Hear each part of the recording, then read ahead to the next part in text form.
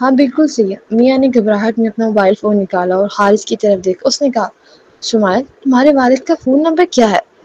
میں انہیں تمہارے لیے کال کرتی ہوں۔ حارث وہ یہ نہیں کرنا چاہتا تھا۔ آخر کار اس کے والدین نے بھی ابھی تک ایک دوسرے کو تسلیم نہیں کیا تھا۔ سیدھا جا کر ثالث کو کال کرنا شاید اچھا خیال نہیں تھا۔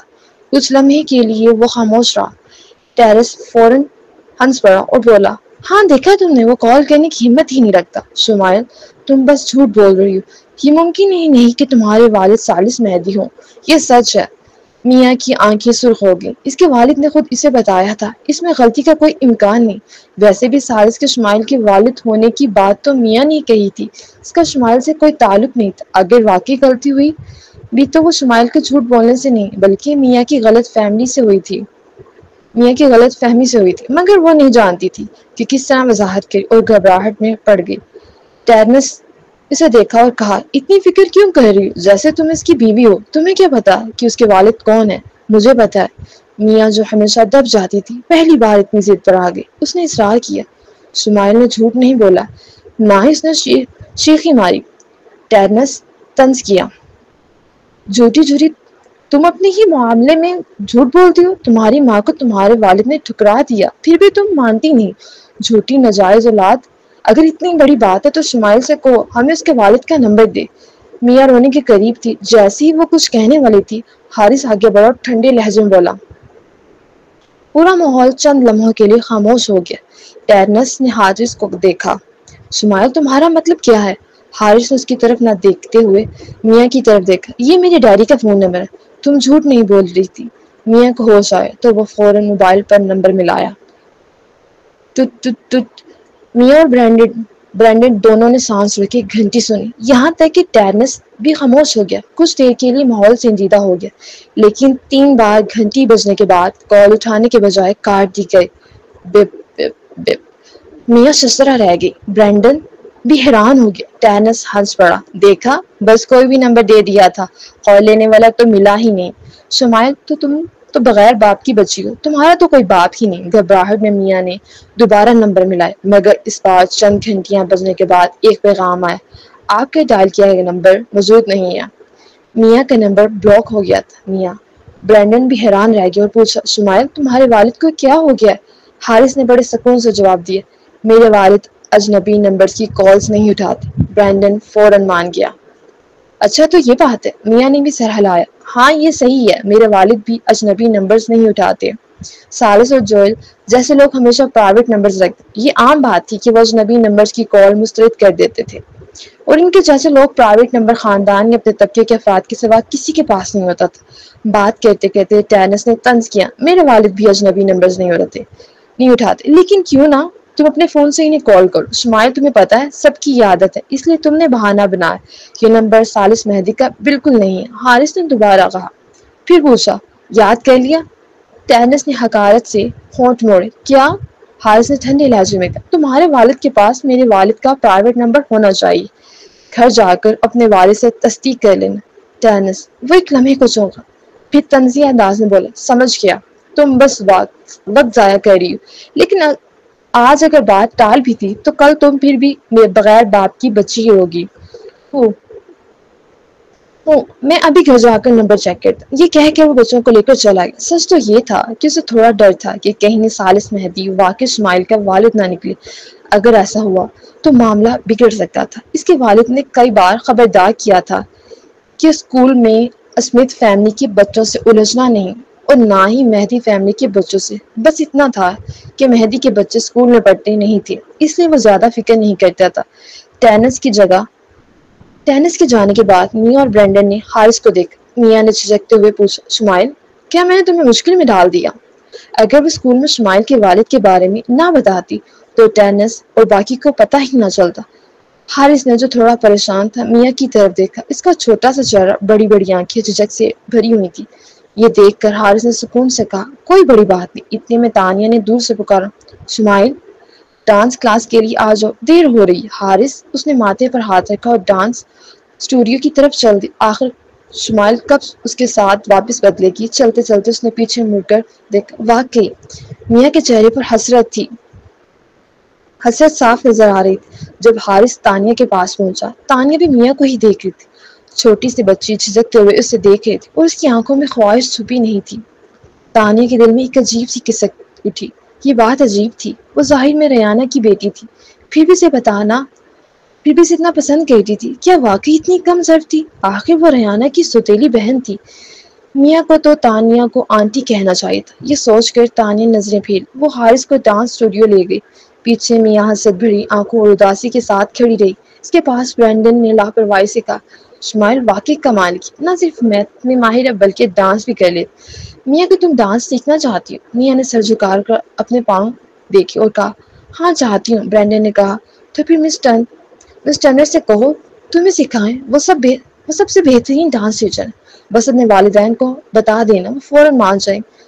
میاں نے کہا بھری مڑ کر اداسی سے کلاس روم واپس چلی گئی۔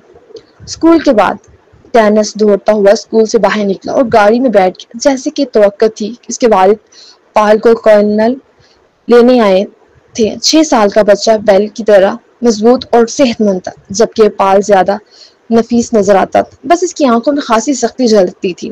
ٹینس شکایت کی، ڈیڈی کنڈر گارڈن میں ایک بچہ ہے جو یہ دعویٰ کہہ رہا ہے کہ وہ سالس مہدی کی بیٹی ہے۔ پال چونک گیا۔ کیا؟ ٹینس کو اچانک کچھ یاد ہے اور اس نے ایک نمبر سنایا، پھر کہا، جلدی بتائیں ڈیڈی، کیا یہ سالس مہدی کا نمبر ہے؟ پال نے اس کی بات سن کر پیشانی پر بل ڈال لیے۔ اس نے موبائل فون اٹھایا، سالس کا پرائیویٹ نمبر کھولا اور ایک نظر ڈال، پھر بولا، نہیں یہ وہ نہیں ہے، لیکن کافی اتفاق سوچو تم، بس 2 نمبر کا ہی فرق۔ ٹیرس نے فون سے کوڑتے ہوئے کہا، میں جانتا تھا کہ وہ جعلی ہے۔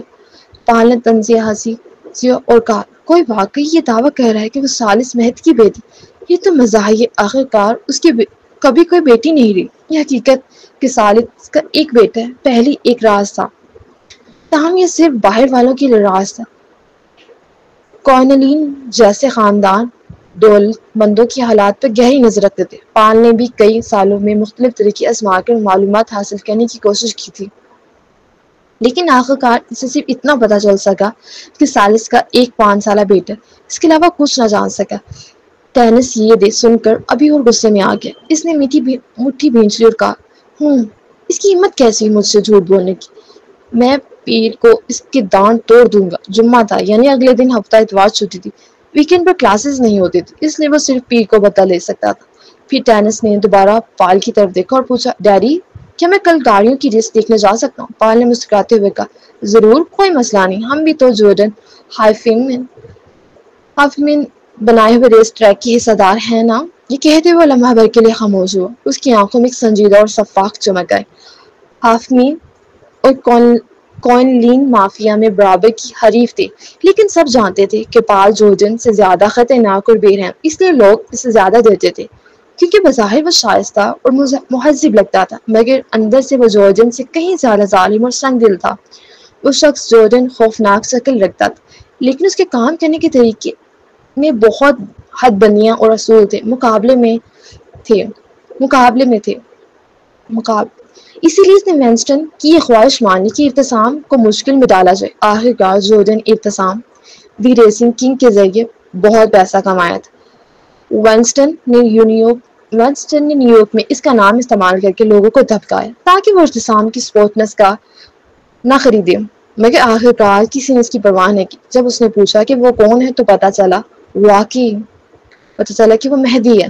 پال نے سرد ہنسی، واقعی دنیا کتنی جوری ہے۔ تاہم مہدی سے پنگا نہیں لینا چاہتا تھا، کیونکہ اگر وہ جورڈن کا ساتھ دیتے تو جورڈن سے نمٹنا اور بھی مشکل ہو جاتا۔ یہ سوچ کر پال نے ٹھنڈے لہجے میں کہا، آئندہ اگر تمہارا سامنا مہدی کے بچوں سے ہو تو کسی بھی موقع پر ان سے دور رہنا، ان سے الجھنا نہیں۔ ٹینس نے ہمیشہ اپنے باپ کے سہارے بدتمیزی کرتا تھا، اس لیے اسے خوب معلوم تھا کہ کس سے پنگا لینا اور کس سے نہیں، اس لیے اس نے فوراً سر ہلایا۔ دوسری طرف حارث ہمیشہ کی طرح تانیہ کے ساتھ گھر گیا۔ جب وہ دونوں جیپ میں بیٹھ گئے اور تانیہ گاڑی لے گئی تو جوئل نے بمشکل اپنی نظریں ہٹائے۔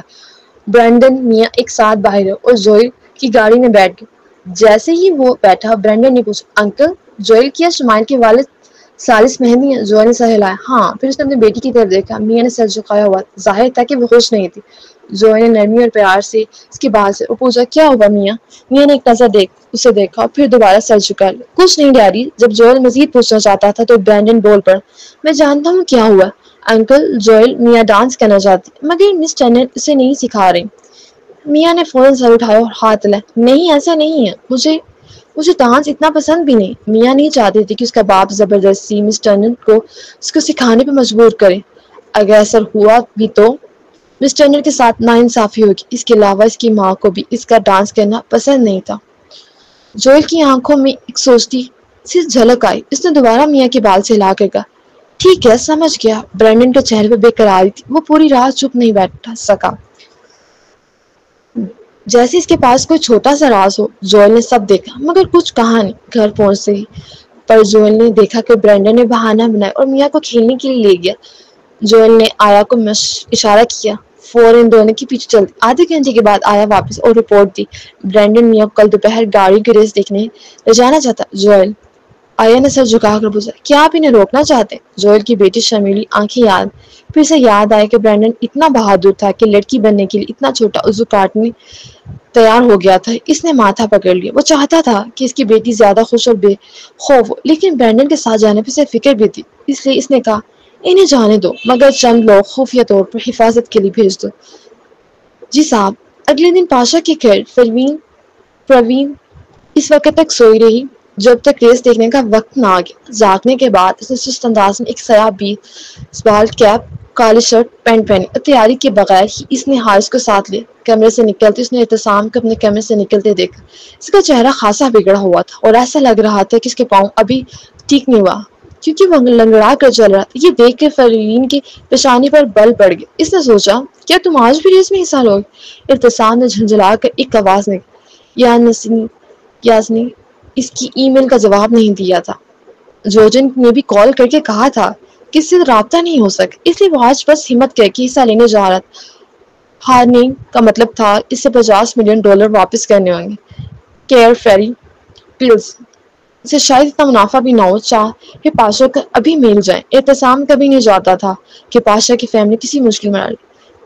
اس نے دانت بھینچے اور باہر نکل گیا۔ پروین بھی اس کے پیچھے نکل آئی۔ باہر اعتصام کا دوست اسے لینے آ گیا۔ وہ گاڑی میں بیٹھ کر روانہ ہو گیا۔ جہاں تک پروین کا تعلق تھا، وہ حارث کو پچھلی سیٹ پر بٹھا کر اس کی سیٹ بیلٹ باندھ کر جیپ لے کر روانہ ہو گئی۔ ریس ایک سنسان فیکٹری میں ہو رہی تھی جو مضافات میں تھی۔ اندر ایک پروفیشنل ریس ٹریکر بنایا گیا تھا۔ جگہ اتنی بڑی تھی کہ باہر سے دیکھ کر پتہ بھی نہیں چلتا تھا کہ اندر ریس ہو رہی ہے۔ جورڈن نے پورا پلاٹ خرید لیا تھا۔ وہاں سیکورٹی سخت تھی اور اندر جانے کے لیے سخت جانچ پڑتال اور ٹکٹ دکھانا لازمی تھا۔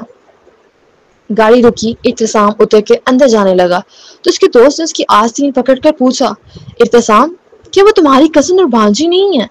اعتصام اس نے پیچھے مڑ کر دیکھا تو پروین نے اپنی گاڑی ان کے پیچھے پارک کے لی۔ عورت نے پچھلی سیٹ پر بیٹھے شخص کی پرواہ کیے بغیر گاڑی سے قدم باہر رکھا اور چھوٹی بھانجی نے خود سیٹ بیلٹ کھولی۔ دروازہ کھلا، گاڑی کے اونچے چیسس سے چھلانگ لگائی اور زور لگا کر دروازہ بند کر دیا۔ اعتصام نے پیشانی پر بل ڈالے۔ اس کے دوست نے پوچھا، کیا تم نے انہیں ٹکٹ دی؟ اعتصام دوست نے مزید کہا، بغیر ٹکٹ کے انہیں اندر جانا مشکل ہوگا۔ آج کی ریس کے لیے مسٹر ہافمین نے سیکورٹی مزید سخت کر دی ہے۔ اعتصام اور بھی جھنجھلا گیا، اگر وہ ریس دیکھنا چاہتے تو پہلے بتا دیں، اب یوں پیچھے آ کر کتنی مشکل پیدا کر دی۔ اسی وقت جب وہ ان کی طرف جانے لگا تو اس نے دیکھا کہ پروین سیدھا اعتصام کو نظر انداز کرتے ہوئے داخلی دروازے کی طرف بڑھ گئی۔ اعتصام وہ تھوڑا حیران ہوا، پھر آگے بڑھ کے بولا، کیا تمہارے پاس ٹکٹ ہے؟ پروین نے عام سے انداز میں جواب دی، ہاں۔ اعتصام نے سکون کا سانس لیا اور کہا، اچھا پھر تم لائن میں لگ جاؤ، میں تو ریسر والوں کے علاقے جا رہا ہوں۔ ریسر اور ناظرین کے الگ راستے تھے، ناظرین کو لائن میں لگنا پڑتا تھا، اس لیے پروین نے ہاتھ ہلایا اور کہا، جاؤ۔ اعتصام ریسرز کے راستے سے سیدھا بیک سٹیج چلا گیا تاکہ وارم اپ کرے اور تیار ہو۔ پروین نے حارث کا ہاتھ پکڑا اور آرام سے قطار میں کھڑی ہو گئی۔ اس نے ایک لمبی سی جمائی لی۔ ظاہر ہے اتنی آسان معاملے میں اس کے پاس داخلے کے ٹکٹ تو ہونے ہی تھے۔ یانسی کے طور پر اگر وہ چاہتی تو صرف ایک لفظ کہہ کر ایسی ریسوں کی ٹکٹ حاصل کر سکتی تھی۔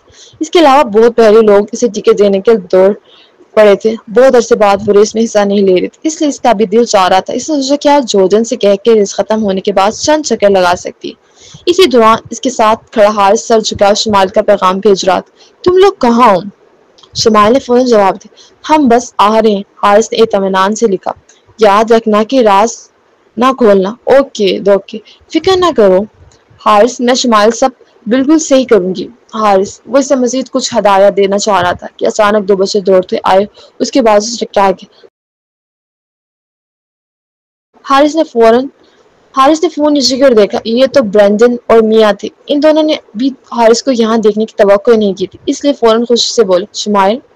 حارث اس نے خاصی طور پر یونیسیکس کے کپڑے پہنے تھے تاکہ کوئی اس لڑکی نہ سمجھے، مگر جیسے ہی انہوں نے یہ نام پکارا آس پاس کے لوگ فوراً سمجھ گئے ہوں گے۔ وہ چند لمحوں کے لیے خاموش رہا، پھر پوچھا، تم لوگ یہاں کیا کر رہے ہو؟ میاں نے ہچکچاتے ہوئے برینڈن کی طرف دیکھا اور کہا، ہم ریس دیکھنے آئے ہیں۔ برینڈن نے کہا، کہہ رہا تھا کہ کار ریسنگ بہت مزے کی ہوتی ہے، ایسے میں کیا مزہ تھا؟ یہ حارث نے دونوں بچوں کے ارد گرد دیکھا مگر کوئی بڑا نظر نہ آیا، وہ جو عام طور پہ کوئی فرمائش نہیں کرتا تھا۔ اس نے پروین سے کہا، ممی کیوں نہ ہم انہیں اپنے ساتھ لے چلیں؟ پروین نے لاپرواہی سے کہا، ٹھیک ہے۔ پاس کھڑے ہو کر تینوں بچوں کو آپس میں بات کرتے دیکھنے لگی۔ سوچ تو یہ تھا کہ اس کا بیٹا مزید دوست بنائے تو اچھا ہوگا۔ اس نے نوٹ کیا تھا کہ حال ہی میں حارث کا ہلکا سا آٹزم آہستہ آہستہ بہتر ہو رہا تھا۔ یوں لائن میں دو کے بچے چار لوگ ہو گئے تھے۔ قطار تیزی سے آگے بڑھی تھی۔ آخر کار وہ لوگ جو ٹکٹ حاصل کر سکتے تھے، عام لوگ تو ہوتے ہی نہیں تھے، داخلی دروازے والے بھی زیادہ تنگ نہیں کرتے تھے۔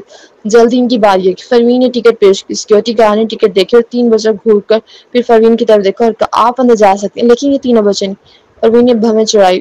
برینڈن فوراً چلایا، کیوں؟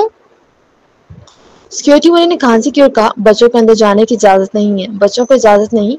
پروین تھوڑی حیران، اسے ایسے سلوک کی توقع نہیں تھی۔ جب وہ بیرون ملک تھی بآسانی شمائل کو ریس پر لے جاتی تھی۔ شاید یہ ثقافتی فرق تھا، وہ سوچ ہی رہی تھی کہ اس نے ٹینس کو تین بچوں کے ساتھ آتے دیکھا اور وہ قطار میں لگے بغیر سیدھے اندر چلے۔ انہیں نہیں روکا پروین، اس نے بھویں اٹھا کر کچھ بولنے ہی والی تھی کہ برینڈن آگے بڑھ کر، تو پھر یہ اندر کیسے جا سکتے ہیں؟ ٹینس اندر کھڑا ان کا منہ چڑھا رہا تھا۔ اس نے کہا، کیونکہ میرے والد پال کوئنلن ہے، میں جتنے چاہوں لوگوں کو لے جا سکوں۔ برینڈن وہ غصے سے بولا، ہمارے ماموں اور میاں کے والد جوئل اسمتھ ہیں، پھر ہمیں کیوں نہیں جا سکتے؟ جوئل کا نام سن کر سیکورٹی والے ایک دوسرے کو دیکھنے لگے۔ یہ ظاہر تھا کہ بچوں کو روکنا ٹینس کی شرارت تھی، حالانکہ یہ جگہ جورڈن کی تھی، مگر پال کو بھی عزت دینا پڑتی تھی۔ انہیں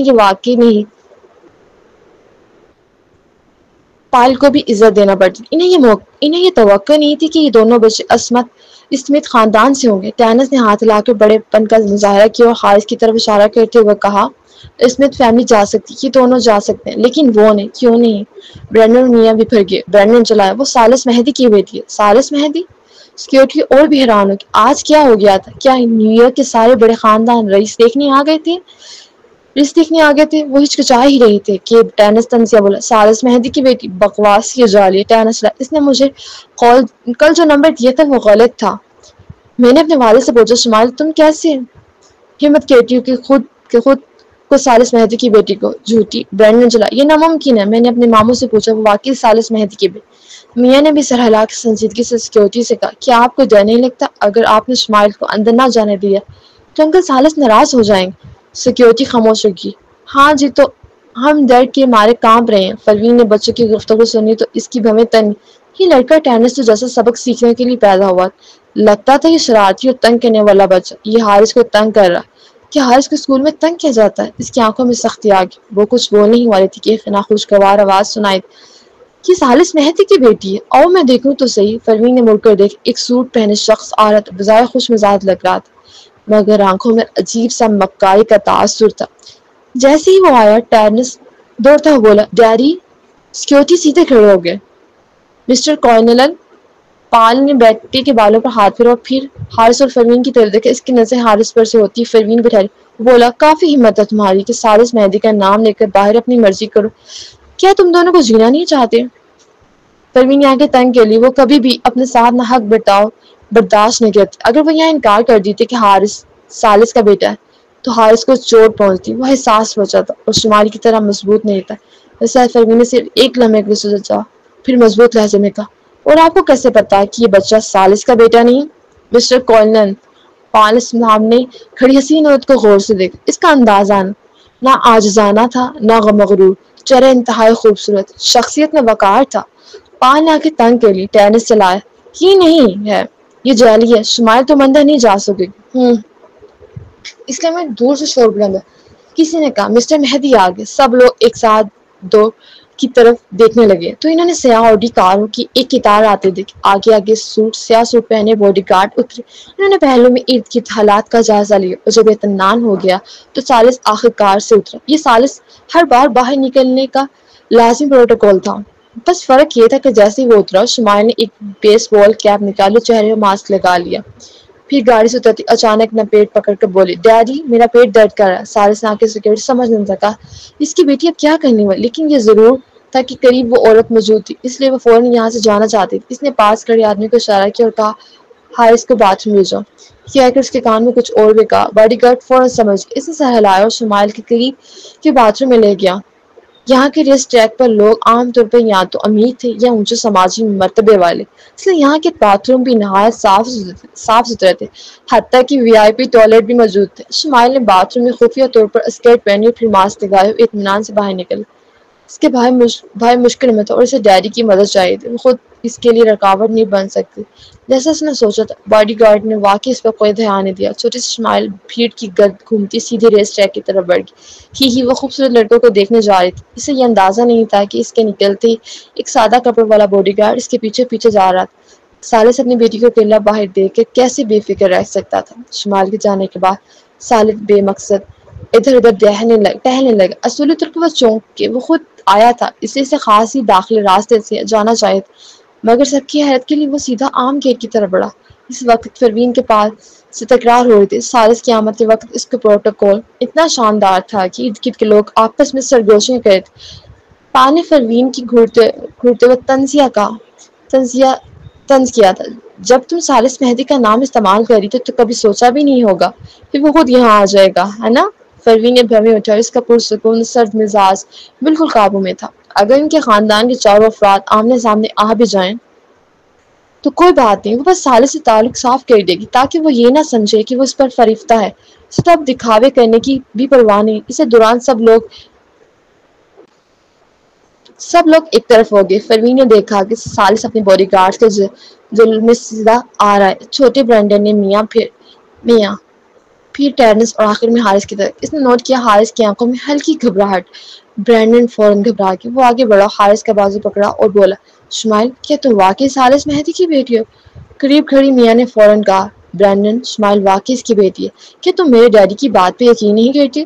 مگر برینڈن کے اطمینان کا سانس لینے سے پہلے ٹینس چلایا، یہ ناممکن ہے، یہ مہدی کا بچہ نہیں ہے، ایک حرام زادہ ہوں۔ اب جبکہ ثالث مہدی آ گیا تم اور تمہاری ماں اپنے سزا پاؤ گے۔ شمائل، یہ کہہ کے ٹینس نے حارث کا بازو پکڑ کہا، تم بھاگ نہیں سکتے حارث، اگر وہ ابھی بھاگتا تو اس کا مطلب ہوتا کہ حارث جھوٹ بول رہا ہے۔ یہ بالکل ممکن نہیں تھا۔ حارث نے ماتھا سکیڑا تو دیکھا کہ پروین نے اسے ایک اشارہ کیا۔ حارث چھوٹا تھا، بھیڑ کے بیچ وہ زیادہ دور تک نہیں دیکھ سکتا تھا، مگر پروین نے فوراً نوٹ کیا کہ شمائل ثالث کے ساتھ نہیں۔ اسے نہیں پتا تھا کہ وہ کہاں گئی، مگر وہ یقین صورتحال بھانپ کر کھسک گئی تھی۔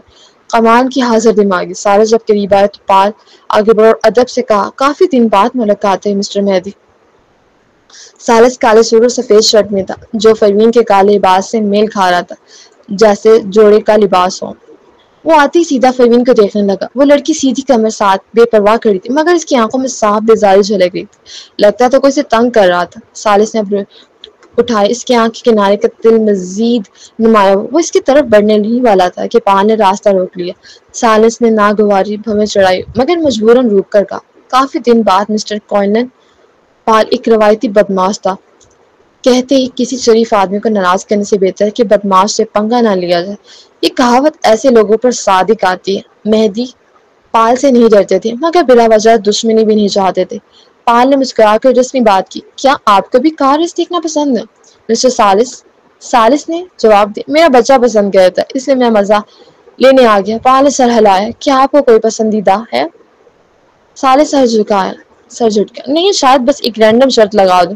پال مزید بات کرنا چاہتا تھا، مگر ثالث نے پلٹ کر پوچھا، مسٹر کوئنلن کوئی بات ہے کیا؟ پال رکا۔ اصل میں وہ برسوں سے مہدی سے تعلق بنانے کی کوشش کر رہا تھا، مگر ثالث تک رسائی مشکل تھی، حتیٰ کہ جب انہوں نے اس کی خواتین بھیجنے کا سوچا تو ثالث نے فوراً نکال دی اور یہ بھی اعلان کر دیا کہ آئندہ کوئی عورت بھیجی تو اس کا دشمن ہوگا۔ اس لیے لوگ چپکے چپکے کہتے تھے، شاید ثالث کو عورتوں میں دلچسپی نہیں۔ یہ سوچ کر پال بولا، جی ایک معمولی بات تھی، میں نے بس یہ نہیں سوچا تھا کہ کوئی آپ کا نام استعمال کر کے باہر منمانی کرے گا، اس لیے میں نے روک دیا۔ مسٹر سالس چونکا، کیا پال جانتا تھا؟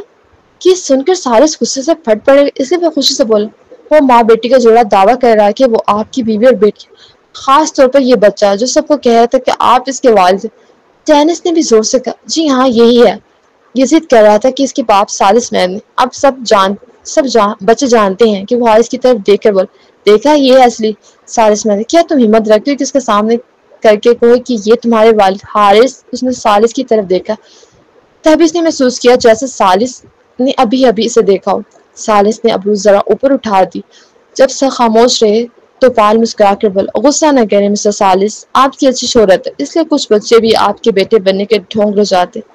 میں نے بس انہیں رنگے ہاتھوں پکڑا تاکہ یہ باہر مزید برے کام نہ کریں۔ یہ کہتے سالس نے پوچھا، تم یہاں کیوں ہو؟